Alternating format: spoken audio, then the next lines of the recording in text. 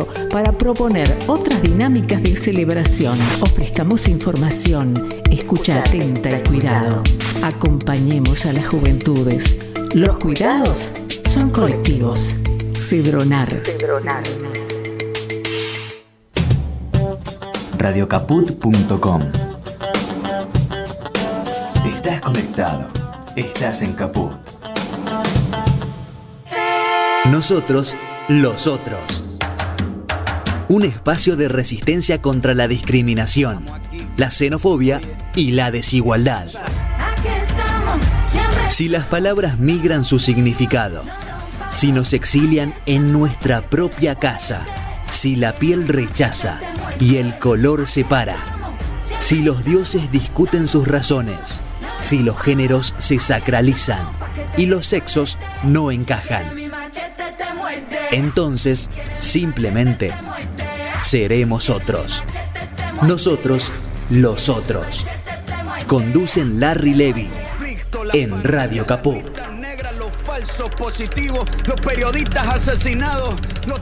Cuando la letra, la palabra se trabaja, se talla, se pule y se transmite, estamos frente a un hecho casi mágico del entendimiento entre los seres humanos. No estoy diciendo nada nuevo, sino retratando la sensación que produce analizar el trabajo del obrero de la palabra, la celebración de la armonía lingüística y todo lo que se produce en torno a la construcción literaria. No cambia nada si es una frase, un poema, un ensayo o una novela. Es la acción de la búsqueda instintiva y primaria de la comunicación con el otro y lo que en ese otro alguien produce. Seguramente este texto contenga un montón de lugares comunes, pero los periodistas somos apenas eso, un lugar común que se parece a un prólogo en voz ronca anunciando el precioso trabajo de los artesanos de la palabra. Y seguro tampoco seremos el epílogo que merezca la obra. ¿Acaso podremos ser comentaristas con derecho a tertulia y quizás podamos caer en la tentación de querer pulir nosotros mismos, el mensaje? Sea como fuere, el camino es por aquí, invitando a la palabra a ponerse en el centro, como fogón de campamento, en plural como la lluvia o en multitudes como las tempestades. Pero palabras, con letras, con tildes, diéresis, comas y puntos, puestas todas a jugar en los renglones de los cuadernos virtuales que redactan vidas inventadas, almidonados ensayos, fórmulas precisas y frases enhebradas que seducen a los desprevenidos lectores. Algo de todas estas cositas intentaremos abordar con los invitados de hoy.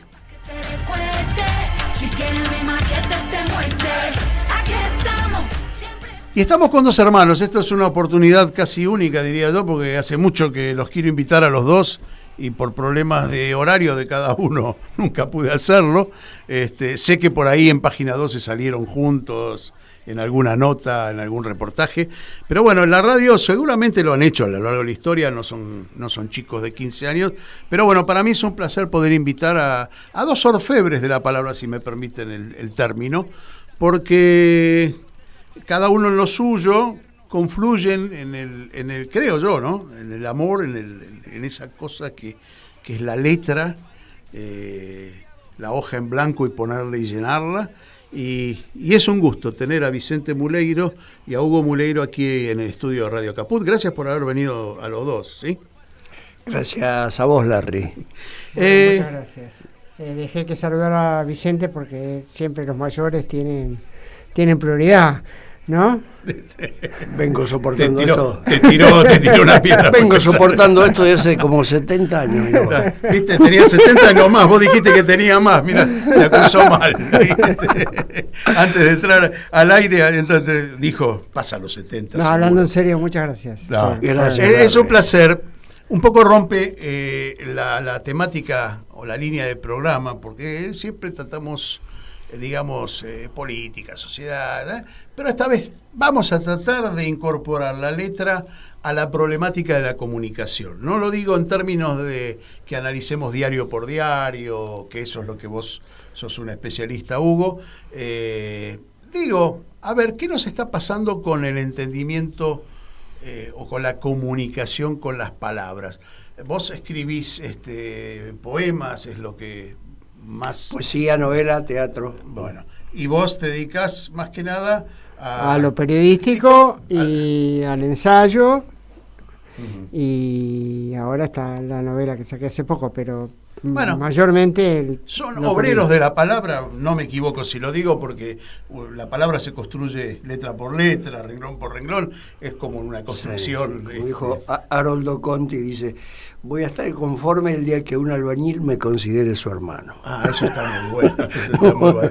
Bueno, a ver, si tendrían que hacer una semblanza de las letras hoy, ¿quién se anima a arrancar primero? En la Argentina, y después vemos si en el mundo pasan cosas parecidas. Bueno, hay una complejidad como suele suceder, ¿no? Y bueno, algo tan genérico como las letras, bueno, tenemos distintos planos en el terreno de la literatura. Hay géneros que siguen teniendo su vitalidad en Argentina.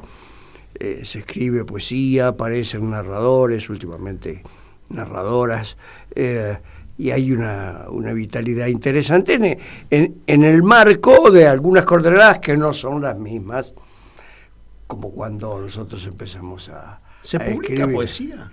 Se publica poesía, y hay además ahora una onda de pequeños sellos, donde, digamos, lo que era para nosotros la edición de autor, por donde todos empezamos, ¿no? Ahora hay pequeños sellos que se juntan como tribus y se autoeditan, y bueno, me parece un fenómeno interesante. Y después está el periodismo, que bueno, en la circulación, digamos, más social de la palabra, no solo en un mundo de lectores, de lo que, bueno, que está con una serie de problemáticas muy serias, críticas, de las que se puede explayar mi hermano desde ya, ¿no? El hermano menor, digamos. Sí, está habilitado. Sí. Muchas gracias. A mí me gustaría enfocarlo por este lado, y después vemos si se pueden mezclar ambas miradas. Yo creo que si la pregunta es la palabra y cómo está la palabra en nuestra sociedad, en la Argentina, vamos a decir, aunque ahí tendríamos que abrirnos a montones de matices, diría que está bajo compresión, que está bajo una tendencia de época que lleva a comprimir todo.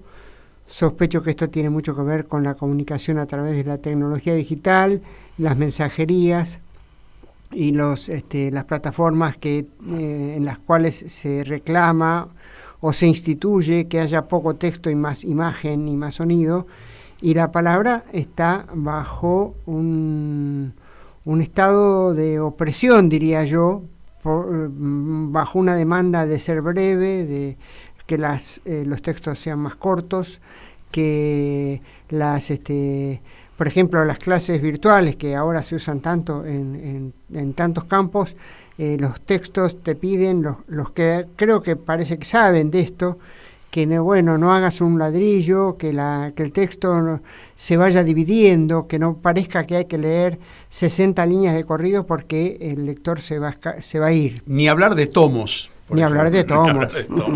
Ahora, por supuesto que específicamente respecto del libro, esto va por otro carril u otra frecuencia, pero si voy a contar una anécdota personal, pero yo publiqué un libro de una novela de 300 páginas y no faltó quien me dijo 300 páginas, y me parece, Vicente, pero antes era más común leer novelas extensas, de 400, de 500. Una buena historia puede tener 5 páginas o 300. No, eso aparte. No era la medida. Es decir, esto que vos estás diciendo, 300 páginas, no era una medida que se tuviese en cuenta.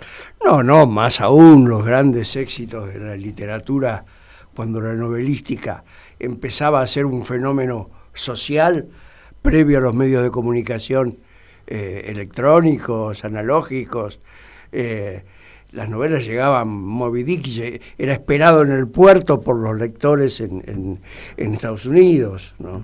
Por ejemplo, y eran novelas larguísimas que se daban por entrega. Hay una costumbre que subsistió mucho, ¿no?, con la novela como un fenómeno social, como un fenómeno también de masa. Pero ahora, diciendo lo que estás diciendo, y creo que los tres somos más o menos de la misma generación, de una generación que leía mucho, se instruía mucho, no importaba el largo del texto, hasta competíamos a ver quién leía más. Sí, es decir, yo leí, sí, bueno, ¿no piensan que todo eso se perdió o que hay una devaluación del valor de la lectura en sí misma? ¿O ustedes piensan que se produce por otros medios? Pues hiciste mención a lo electrónico, él también, como método de comunicación, pero me parece que estamos perdiendo algo que era un método, un modo de comunicarnos que, de tan breve que es, genera incomunicación, me parece, ¿o no? Sí, a mí me parece que hay un cambio. No sé si hay una pérdida del hábito de leer. Diría incluso, lo que pasa es que por ahí lo que están leyendo no nos complace tanto, pero diría incluso que los adolescentes de hoy leen más que los de hace 4 o 5 décadas, a partir de lo que leen en los dispositivos. Lo que pasa es que leen algo que no sabemos bien qué es, de dónde vienen, pero incluso diría que hay más uso de la palabra. En algunos lugares esto fue estudiado. Por ejemplo, un poeta mexicano calculó que pibes de barrios de clase media baja de ciudades mexicanas leen en promedio lo que sería un libro de poesía por día. Uh-huh. Pero leen en su mensajería y leen, y ahí bueno, hay una fragmentación que no sabemos, claro, si mensaje con mensaje se une en una línea de comprensión. Por eso digo, lo que leen es completamente distinto y son mensajes de otro carácter. Uh-huh. Pero en sí la actitud de leer no está perdida. El tema es qué es lo que se está leyendo, digamos. Y no solamente los adolescentes, sí, porque nosotros los grandotes no vamos a engañar diciendo que no nos pasamos un buen tiempo del día viendo qué viene en el teléfono. Y el uso del ebook, por ejemplo, que bueno, a mí me cuesta particularmente, pero yo llevo en una cosita bien chiquita, claro, no sé, 20 libros llevo ahí, empiezo 2 o 3. También eso es otra forma de acercarse a la lectura. Tu mirada, a ver, vos decías que la poesía está vigente, que está fuerte, y sin embargo, yo veo menos libro de poesía en la calle. Yo creo que hay mutaciones y que se sigue escribiendo y editando. Otro tema es la calidad, ¿no? Otro tema es la calidad. De todas maneras hay que ser cuidadoso para no caer en lo que sufren todas las generaciones, ¿no? En esto de los jóvenes de hoy. Sí, que nos pone viejos a nosotros. Y recibirse de viejo. Claro, con una mirada, digamos, crítica directa sin ningún matiz. Vicente, entonces, ¿podemos relacionarnos con esos chicos jóvenes? Bueno, yo diría que... Digo, en el término de la literatura, acá Foster, sentado acá, me hablaba de un idioma diferente, incluyendo sus propios hijos de diferentes edades. Ajá. Así que el más grande con el más chico manejaban... bueno, eso sin duda, ¿no? Eso sin duda. Lo que pasa lenguajes es que diferentes. Hay convivencias de métodos, de situaciones, de lectura. A mí me cuesta muchísimo leer un libro en la computadora, por ejemplo. Para mí el libro sigue siendo ese objeto sensual que tengo que tener en la mano, y otros que se criaron en otra situación, no. Diríamos que no habría que ser estrictamente reaccionario con la tecnología, sino analizar el manejo que de esa tecnología se hace desde el poder, porque sin duda que recortar el repertorio lingüístico, que es uno de los fenómenos que acompañan algunos usos informáticos, no es bueno para la sociedad, digamos, en una opinión así binaria, es bueno o es malo. Y bueno, recortar el océano de palabras que es el lenguaje, el idioma castellano, con sus sonoridades y sus cadencias, sin duda que es un empobrecimiento. Ahora, decir que eso es fatal y que no tiene retorno me parece exagerado. ¿Qué es una buena historia? Te lo pregunto en dos aspectos, en lo literario específicamente y más puntualmente en lo que vos te dedicás, que es la prensa, un análisis profundo de la prensa. ¿Qué es hoy una buena historia? Y yo creo que en lo periodístico está muy vigente el modelo de historia que busca provocar emociones a partir de la vivencia individual, tanto del protagonista relatado como de quien recibe, ¿no? De quien lo lee o lo escucha.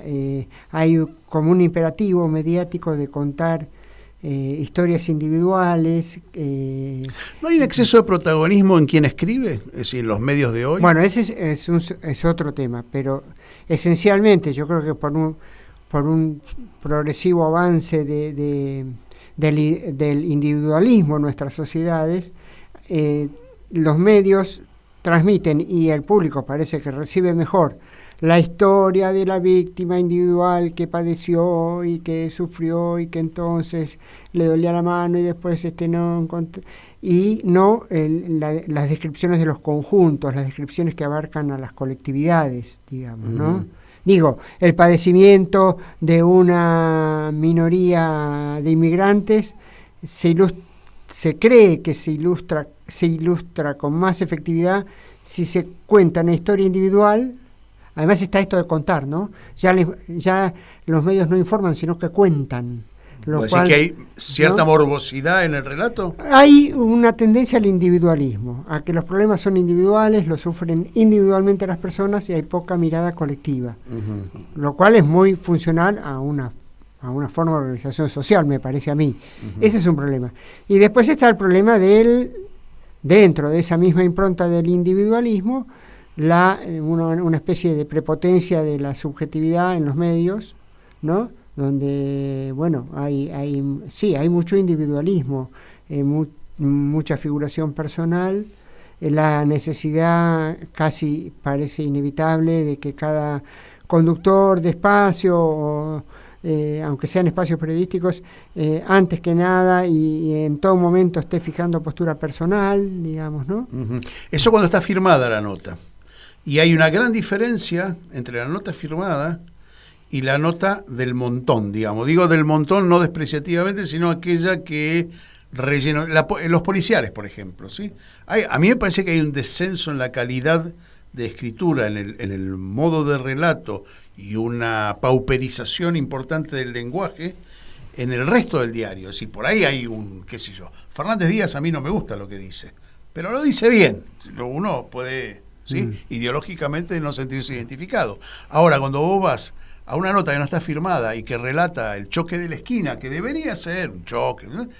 El nivel de pobreza lingüística o de recurso literario es terrible. Sí, bueno, ahí coincidimos con lo que decía Vicente, digo, hay un achicamiento del lenguaje en uso a partir de una serie de condiciones algunas más visibles y otras menos visibles, pero en general hay, digamos, además como hay lejanía, o se supone que hay lejanía del público, de las audiencias, sobre los hechos de la actualidad, porque cada uno está volcado sobre sí mismo, no le interesa lo que pasa al costado y demás, la reducción del lenguaje tiende a usar palabras que más o menos garantizan la atención, hasta un cierto punto, porque después se repiten tanto que al final pierden todo efecto, como la palabra "esto es un escándalo", dicha en radio y televisión, es algo que se escucha hasta el hartazgo, porque no... Bueno, un exceso de adjetivación, ¿no? Sí, exceso de adjetivación y búsqueda de un efecto efímero, finalmente es Sí, efímero, ¿no? será efímero, pero bueno, el periodista necesita ser escuchado y para eso busca instrumentos que él cree que están en uso en el universo al que se dirige. Y ese universo, como decía mi hermano, está achicado en este periodo que estamos viviendo, ¿no? Vicente, vos no sé, seguramente te acordás como yo que había redactores de policiales que era un lujo, ¿no? Es decir, se iniciaban en policiales grandes escritores. Bueno, tuve la suerte de convivir en el último tramo de su carrera con Enríquez Derech, Claro. en Clarín, ¿no? Y era un tipo con una formación muy grande y que ante cada caso tenía su biblioteca para recurrir a explicaciones, ¿no?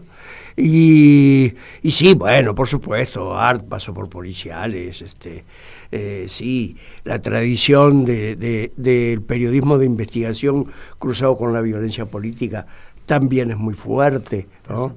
También el periodismo deportivo escrito, porque necesita dar el semblante, el relato que ubique al lector en la jugada, por ejemplo, del fútbol, ¿no? Bueno. Han surgido grandes periodistas del periodismo deportivo.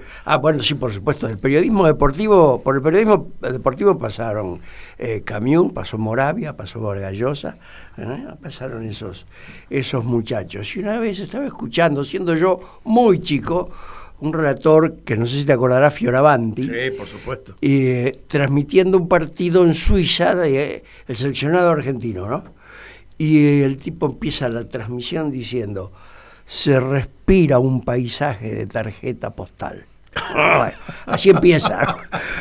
La frase la encontré años después en un libro de Girondo. Una expresión poética en el fútbol extraordinaria. Bueno, el redactor de la revista Gente, que se produjo una nota comparando los lenguajes de Víctor Hugo Morales y de José María de Muñoz, fue echado de la revista porque por lo que demostró. Por lo que demostró una pobreza de lenguaje y una riqueza barroca casi en Víctor Hugo. Así que, bueno, el deporte da para buenas escrituras y hemos tenido inclusive quienes han cruzado las fronteras como Osvaldo Soriano, como Juan Sasturain, ¿no? Como Roberto Fontana Rosa, ¿no? Y que han producido escrituras brillantes con elementos deportivos que siempre suelen tener la ventaja de una gran tensión, lo deportivo. Claro, Entonces, y una inmediatez para la creación, claro, estar forzados ahí en el medio de la situación para... Bueno, ahí también tenemos el problema después de el imperativo de la imagen y las oralidades que acompañan las transmisiones deportivas están muy lejos de tener los requerimientos de un relato radial, ¿no? Porque sin embargo, cuando miramos por televisión, o lo mirábamos hace 30 años, un partido de fútbol, el relator de la televisión, lo único que hacía era decir los nombres de los jugadores. Ahí va Juan, ahí va Pedro. Sí. No mucho más que eso, ¿sí? Bueno, se fue al córner. Hoy, la transmisión por televisión con imagen está de tal forma que la gente tiene que interpretar qué está diciendo, porque lo que está viendo no es lo mismo. No. Sí, además hay errores de formación periodística, ¿no? Como que Beto se la pasa a Cacho y en el centro del área la está esperando Pepe. Y si uno no sabe a qué jugadores apelan, esos alias trabajan un poco contra la realidad y la imaginación. Hay una realidad que es la que están mirando y la imaginación es lo que está relatando. Respaldada en una falta de formación, porque si uno es periodista sabe que tiene que nombrar el apellido del jugador, que tiene que nombrar el equipo más seguido, que da un sobreentendido con el espectador. Es como decía Hugo, ¿no? Es decir, el periodista necesita apelar a la cercanía, ¿no? Para tener la expectativa del otro. Sí, pero ahí hay algo que conecta también con lo que vos decías, Larry, con el protagonismo, el vedetismo, que parece que la televisión vos la pisás y ya medio que se te empieza a contagiar, ¿no? Porque, no sé, el conductor que está en una cabina y saluda al entrenador que pasa por la pantalla. Es la cosa más estúpida que uno se pueda imaginar. Y pero sin embargo el tipo se pone en ese lugar, lo está saludando al entrenador. Y es una... Son apelativos berreta, digamos. Son ¿no? berreta, Muy berreta. Claro. Vamos a hacer una pausa, Por favor. pero antes les quiero pedir que vayan pensando cómo es el proceso creativo de alguien que se dedica a tallar la palabra, a construir la palabra, la historia, la poesía.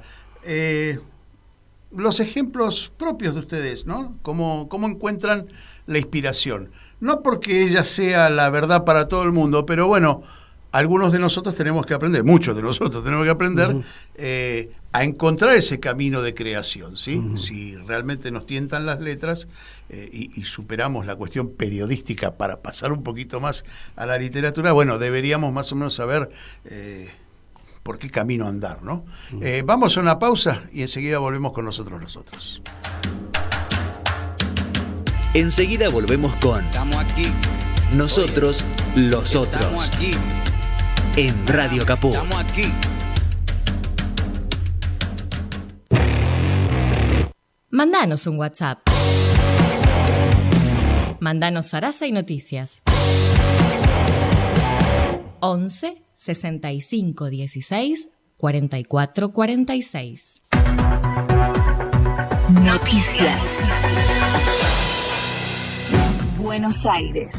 Desmantelaron 2 talleres donde confeccionaban productos con partes de animales protegidas. Efectivos de la División de Delitos Ambientales de la Policía Federal Argentina detuvo a los responsables de 2 sitios clandestinos en las ciudades bonaerenses de Tandil y Longchamps. Allí se realizaba la confección y armado de cuchillería artesanal y otros enseres con partes de fauna silvestre protegida. El operativo se ordenó luego de una denuncia radicada en la ciudad de Sauce, en Corrientes, donde detectaron el envío de grandes cantidades de astas de ciervo hacia estas localidades. Internacional.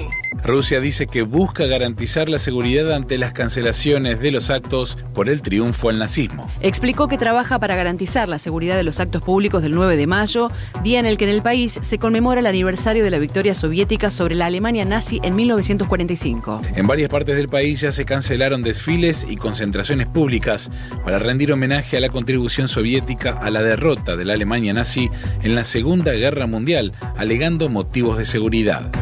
Más información en telam.com.ar.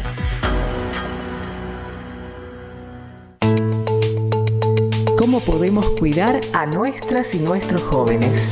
Hagamos un acuerdo entre adultos. Que las y los jóvenes no se queden en soledad. Estemos cerca para escuchar y acompañar. Que no se queden sin adultos y adultas para conversar. Promovamos encuentros entre pares y prácticas de cuidados. Generemos espacios de escucha e intercambio, sin juzgar. Armemos espacios de encuentro para proponer otras dinámicas de celebración. Ofrezcamos información, escucha atenta y cuidado. Acompañemos a las juventudes. Los cuidados son colectivos. Cedronar. ¿Querés arrancar la mañana bien informado? Infosiberia, las noticias en tu celular. Manda un mensaje de WhatsApp al 11 3205 8813 y recibilo gratis todas las mañanas. Seguimos en Radio Caput con Nosotros, los otros. Estamos aquí. Estoy aquí con Vicente Muleiro, con Hugo Muleiro, los hermanos Muleiro, que parece que se llevaban bien cuando eran chicos. Tienen pinta de haber sido traviesos juntos. Como Raúl y Fidel. Ahí está, como Raúl y Fidel. Sí, igual yo no sé si el público va a poder soportar, pero algunas figuritas me robó de chico. Y le venís a pasar factura acá en Radio Caput. Bueno, está bueno, somos testigos del robo. Radio Verdad. Radio Verdad. Estábamos hablando de eso en el entretiempo, digamos, ¿no? Y estamos mirando, y llamaba la atención de Vicente, la pantalla que tenemos aquí. Ustedes no la pueden ver porque esto es radio por un lado y Facebook por otro, pero no ven las cámaras. Hay una pantalla dividida en cuatro canales de noticias, un mensaje que pasa a lo ancho de la pantalla y bueno, ese es el mensaje de lo que hablábamos, ¿no? Claro. Es decir, de algún modo es un mensaje fragmentado, dividido en 4 en este caso, con otro mensaje en el medio que es un texto que nos dice de crónica qué está pasando. ¿Podemos entender la realidad con estas 4 cosas? Yo también diría que es un fenómeno con varios cruces, ¿no? Para que sea útil, y a veces es algo que patea en contra. Digamos, alguien que está haciendo una cobertura de radio con la impronta de medio caliente, de medio cálido que tiene la radio, ponerse a describir la noticia a partir de lo que está haciendo otro, bueno, no me parece un valor. Pero la vez pasada escuché a un conductor que tenía, se nota este servicio de tener varios, y dice, en este momento 4 canales están pasando al mismo tiempo noticias policiales, algunas similares, otras distintas. Es el día en que está hablando Cristina. Ustedes no se creerán que es casual que hoy haya 4 canales abiertos pasando al mismo tiempo noticias policiales, cuando hay cuando la atención del día de hoy, en términos periodísticos, es política, ¿no? Uh-huh. Y bueno, por ejemplo, para eso es útil, sin duda. No para hacer un seguidismo del periodismo televisivo, que es considerablemente más pobre que el periodismo escrito y que el periodismo radial, porque son otros elementos, son otras las búsquedas. Bueno, pero hubo experiencias interesantes en televisión de noticieros. Pero por supuesto, por ahí es injusto decir más pobre. Uh-huh. Es otra cosa, y tiene otras apelaciones que, por ejemplo, en radio no vienen bien, qué sé yo, ¿no? Bueno, de todas maneras hay una mercantilización del mensaje, que eso en realidad es lo que deberíamos analizar, ¿no? Es decir, ¿qué mensaje le reporta al poder mayores beneficios? Pero es un tema interesante para desarrollarlo en otro ámbito, porque tiene que ver estrictamente con lo político. Pero yo llamé hoy a 2 hermanos que se dedican a la literatura, ajá, a las letras, y mi pregunta va para este lado, la que hice antes de irnos a la pausa. ¿Por dónde encontramos la inspiración? ¿Por dónde encontramos el qué decir y cómo decirlo? En mi caso, bueno, yo creo, digamos, como respuesta de sentido común, diría que mediante el estudio de la literatura y las letras y su historia, que es fabulosa y enriquecedora. Quienes no lo hemos hecho, como es mi caso, podemos, no diría salvar eso, pero sí atenuar la pérdida con lectura. Lectura y lectura y lectura. Me parece que la mayor fuente de riqueza para alguien que quiere trabajar con la palabra es leer todo lo que pueda y acercarse sobre todo a aquello que lo moviliza, lo conmueve y que uno sabe perfectamente que lo saca de la estructura lingüística y del menú lingüístico al que uno está acostumbrado.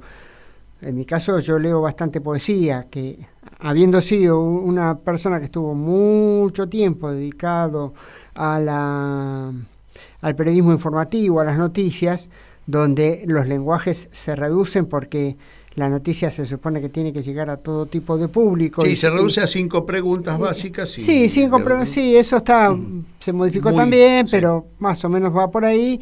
Y un lenguaje universal, vamos a llamarle. Uh-huh. No decimos que ni es bueno ni que es malo, sino que tiene una finalidad específica, que es ser comprendido por la mayor cantidad de personas posible. Cuando uno escribe otro tipo de pieza, en cualquier otro género, se puede permitir amplitudes, y para permitírselas tiene que tener el acervo, digamos, ¿no? Uh-huh. La fuente, la siembra de un lenguaje más rico, más amplio, más riesgoso en algunos casos. A lo mejor tu hermano tiene alguna otra respuesta, ¿no? Seguramente. La escritura, a mí me gusta mucho la respuesta de Manuel Mujica Lainez, que dice: escribir sale barato y en el fondo no jode a nadie. Bueno, no estoy de acuerdo con que no joda a nadie, pero me parece una respuesta así que muy rápida y muy interesante. El origen del metejón con la palabra siempre es un poco misterioso, ¿no? Totalmente. Yo en mi caso lo recuerdo desde muy chico, porque habiendo tantas disciplinas a disposición, de repente me sonaba la palabra, de repente era lo que más me gustaba, era al que hacían recitar, si había que recitar un poema en un aula. Bueno, ese metejón después se subraya por la historia personal, ¿no? En mi caso, una situación, digamos, como de solipsismo, de soledad, que me hizo como conectar mucho con los mundos imaginarios y ficcionales y encontrar allí un mundo de conocimiento, de sensación de potencia al entender, al comprender y al gozar de poder contarlo de la palabra. El otro día estoy con un texto y no sé para qué lo estoy escribiendo, digamos, a ver, en el sentido de esto que en algún momento fuera de micrófono vos dijiste, ¿no? Que cuál es el sentido que se busca, que se siente. Y de repente me liberó mucho saber que lo estaba escribiendo nada más que por una cuestión lúdica, que era un texto donde no quería hacer un mensaje, sino utilizar todo ese placer de contar, de elegir las palabras, de estar un tiempo con la computadora y el mate. Lo quiero escribir porque per piacere, porque me piace. Hugo, ¿y dónde encontramos la fuente de inspiración? ¿Cuáles son las cosas que uno observa? Porque se supone que el que escribe tiene un poder de observación que lo hace mencionar cosas que, digamos, la gente no mira, y de pronto vos relatás que el ojo le caía, no sé, digo, cualquier otra figura. ¿Dónde encontramos eso que contar? Yo creo que yo lo encuentro en la lectura, digamos, no tengo otra forma. Te dispara situaciones leídas que generan otra situación. Sí, o te siembran ideas o posibilidades, y sobre todo a mí, digamos, yo insisto, perdón pero como estuve toda la vida escribiendo noticias, y eso es un y es una deformación, es un corsé, pero claro, sí, es un corsé lingüístico. La mejor forma de ruptura con eso fue la lectura, y en mi caso particularmente, por cómo me moviliza y todo, la escritura de José Saramago, que es una escritura que a veces rompe estructuras, ¿no? Que se aparta de ciertas normas, escribe los diálogos un poco como se le da la gana. Eso te exige estar más atento, y si estás más atento, saborear más las palabras. Una cosa que a mí me sirvió, pero no sé si a otras personas les servirá, es registrar cada palabra que te llama la atención, que no conoces del todo. Yo las tengo anotadas. Anotarlas, en la pared. Sí. Después buscarlas, ver qué significan, y volver a ver si allí jugaban el rol que el significado formal le da. El cambio de significado a lo largo del tiempo también. La palabra más famosa que ha cambiado el álgido. Álgido era una cosa fría, no era una cosa caliente. Claro. Y hoy cambió rotundamente. Se lo toma equívocamente como cumbre, ¿no? Claro. Su punto más álgido. Sí. Claro. Bueno, sí, sería según la Real Academia un error, pero bueno, las palabras tienen también una vida social. Y claro, la gente, viven. Alfonso el Sabio, que fue el que tanto valorizó las letras y la literatura, decía que el lenguaje avanza a partir de sus errores también. Exactamente. Y sí, son muy... entonces los dos se oponen a la Real Academia como corsé la Real Academia es una instancia que lo que hay que hacer es no absolutizarla, digamos, ¿no? Y muchas veces juega como policía del idioma, ¿no? En ese sentido no me interesa. En otros puede contribuir, como no, a ampliar mi bagaje, a darme conocimiento. Vicente, ¿y qué te hago la misma pregunta que le hice a Hugo? ¿Qué es lo que te inspira? ¿Dónde buscas la inspiración? ¿Dónde buscas ese hecho a contar?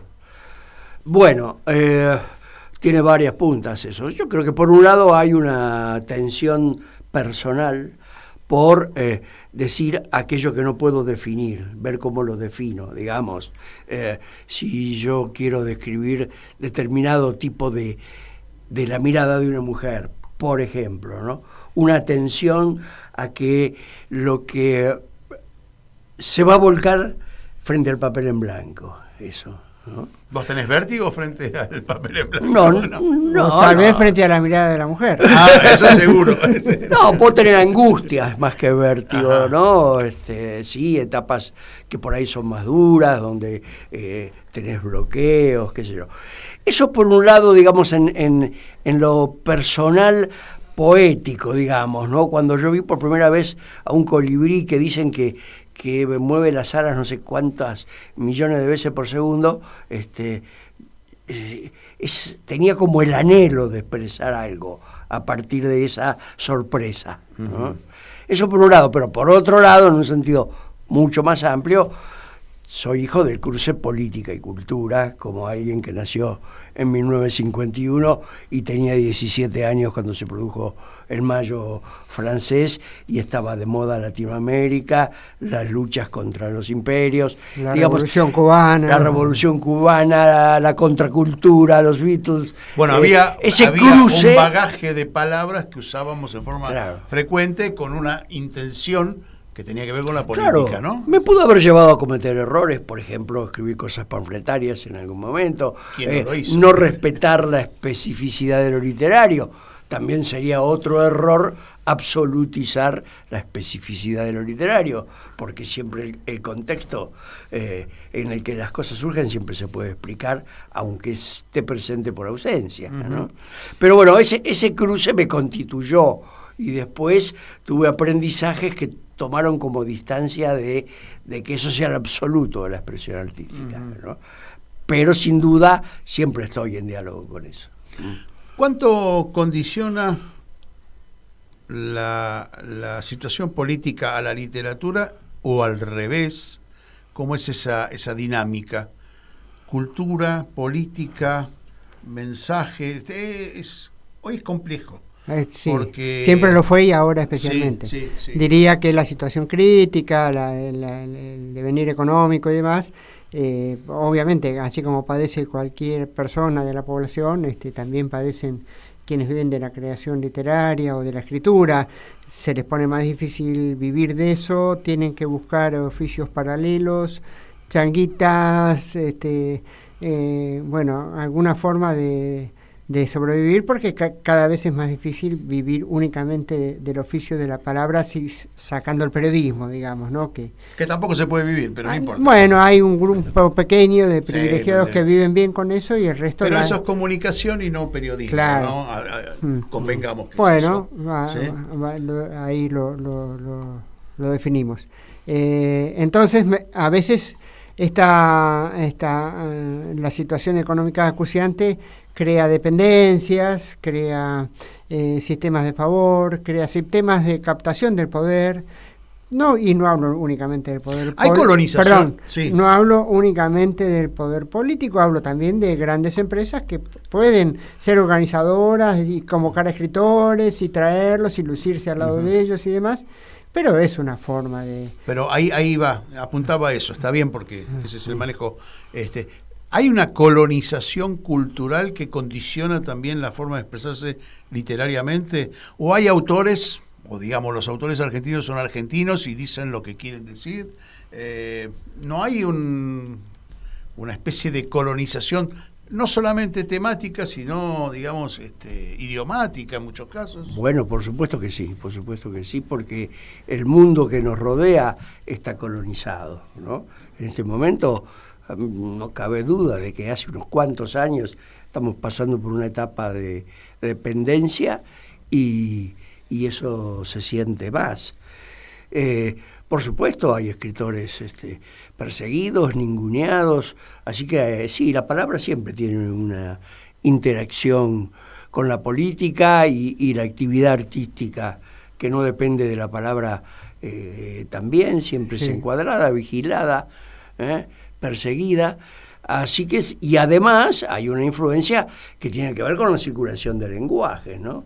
Hay algunas novelas de Centroamérica que viven esa dramática de la presión de lo norteamericano y la expresan en sus textos, ¿no?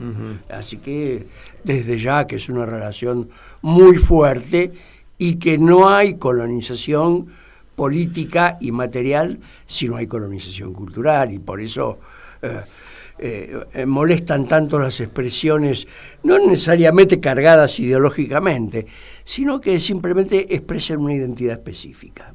Eso es molesto. Claro, y además todo esto que describe Vicente convive con lo que se ha llamado globalización, digamos, donde la circulación de las expresiones y las palabras es mucho más ágil que hace 30, 40, 50 años a partir de la virtualidad y demás, y donde nos llegan otros lenguajes inmediatamente, nos penetran y a veces nos encontramos usando palabras de las que renegamos. Loafer. Sí, ni hablar. Pero claro, les quería contar a propósito de estos fenómenos Sí. tan difíciles de descifrar, porque además van a alta velocidad, que encontré en un diario de Puerto Rico el otro día un anuncio de actividades culturales que decía actividades culturales para el weekend, y weekend era W-I-K-E-N.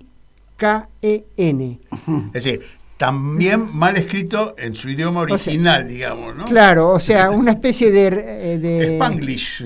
Sería un Spanglish, sí, como, bueno, está bien, todo el mundo usa weekend, bueno, pero yo lo voy a usar como a mí se me da la gana. Parece que el editor resolvió eso, ¿no? Porque weekend. Bueno, hay muchos anglicismos que se transforman después en palabras populares. Claro. Sí, bueno, fútbol es la más famosa del mundo. Claro, no decimos balompié, claro. Te pregunto, porque nos queda poco tiempo, ¿qué es Tierra de los Despojos? Contame de qué se trata. Es una excelente novela. No, digo, porque bueno, vino con un regalo, los dos vinieron con un regalo que tiene que ver con las letras, sin ninguna duda. Es decir, una valijita con letras, porque el libro es eso, una valijita con letras. Sí, ¿no? claro. Dale. Es una novela ubicada en algún lugar de nuestro sur, digamos, Suramérica, donde dos personajes jóvenes atraviesan circunstancias complejas a partir de descubrir, vamos a decirlo así muy sintéticamente, los manejos del poder local y su capacidad de influencia en la vida de todas las personas de cada región, digamos, ¿no? Son historias un poco personales, pero a través de las cuales se puede entrever un poco eso. ¿Y a qué referís con el despojo? El despojo hay referencias a un despojo de la propiedad, de la tierra, pero hay también despojo de la historia personal, de la identidad personal, del deseo personal, a partir de esos poderes que yo los he constatado, locales tan fuertes, tan omnipresentes, controlando y gobernando todo lo que ocurre en una comunidad. Y el despojo está ahí, digamos, ¿no? Es material y es también espiritual. Vicente, La mueca de tu afán. Es un libro... Un excelente libro de poesía, voy a decir yo, que soy el hermano. Qué buen hermano, el hermano menor. Es un libro útil, práctico, necesario para la dama, para el caballero. Que te afanó las figuritas, ¿eh? Es un libro útil, práctico, necesario para la dama, para el caballero, para llevar de regalo o disfrutar en el viaje. Sí.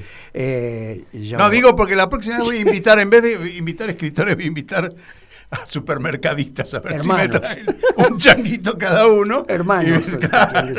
Claro, no está mal, ¿eh? La mueca de tu afán es el deseo casi imposible de poder traducir en palabras, ya que hablamos de esto, que se dibuja en el rostro de quien pasa por ahí, ¿no? ¿Cuál es su afán? O digamos, a ver, ¿cuál es su deseo? Tiene que ver con el deseo, ¿no?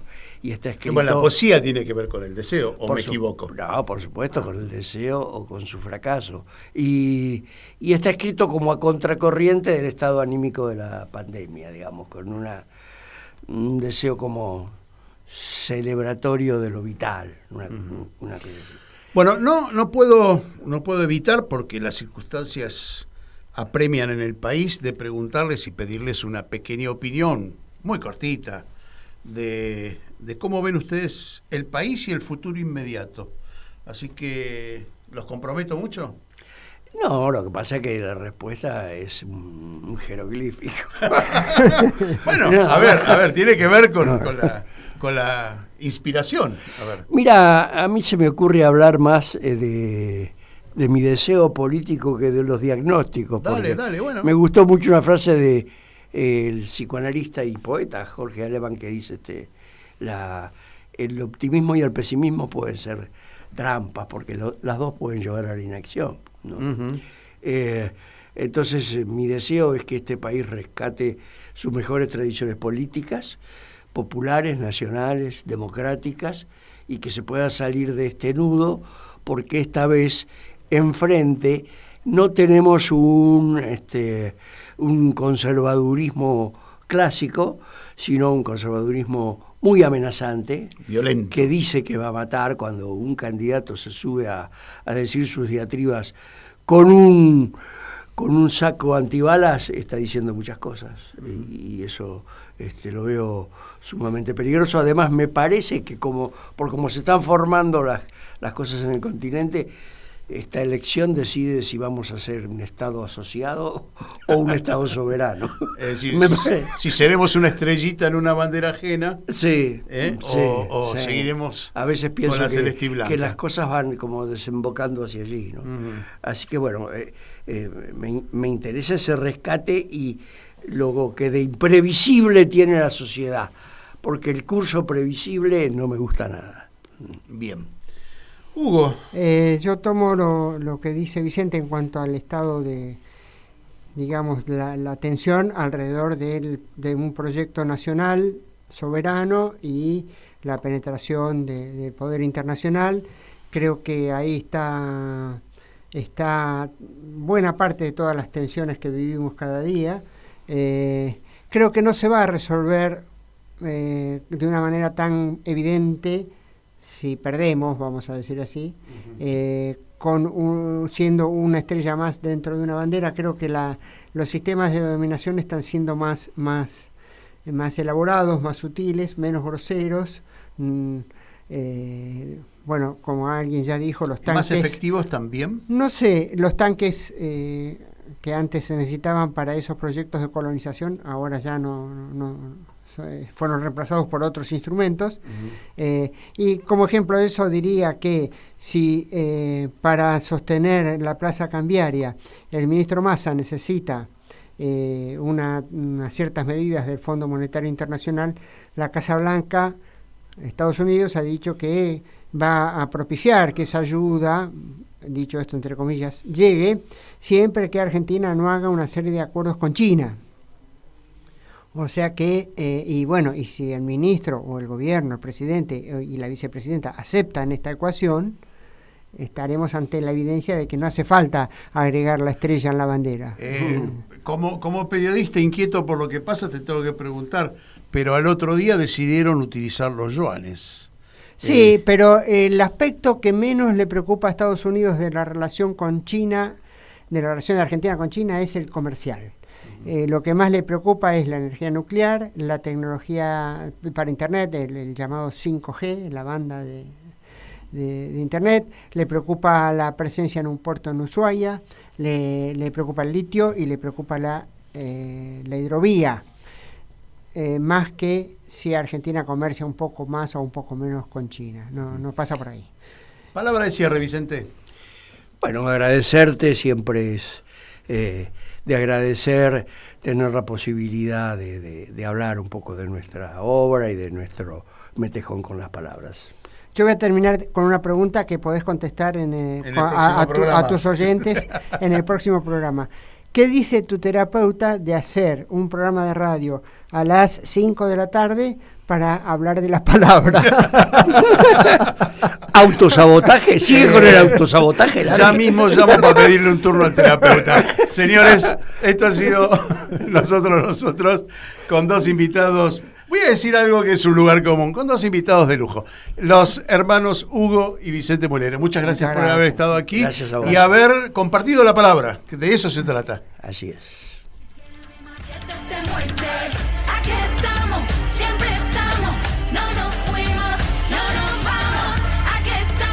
Que te recueste, si quieres quiere mi machete te muerde. Hasta aquí, nosotros, los otros de hoy. Los esperamos el próximo martes a las 17 horas. Aquí, en Radio Caput. Las guerrillas, los hijos del conflicto, las pandillas, las listas negras, los falsos positivos, los periodistas asesinados, los desaparecidos, los narcogobiernos.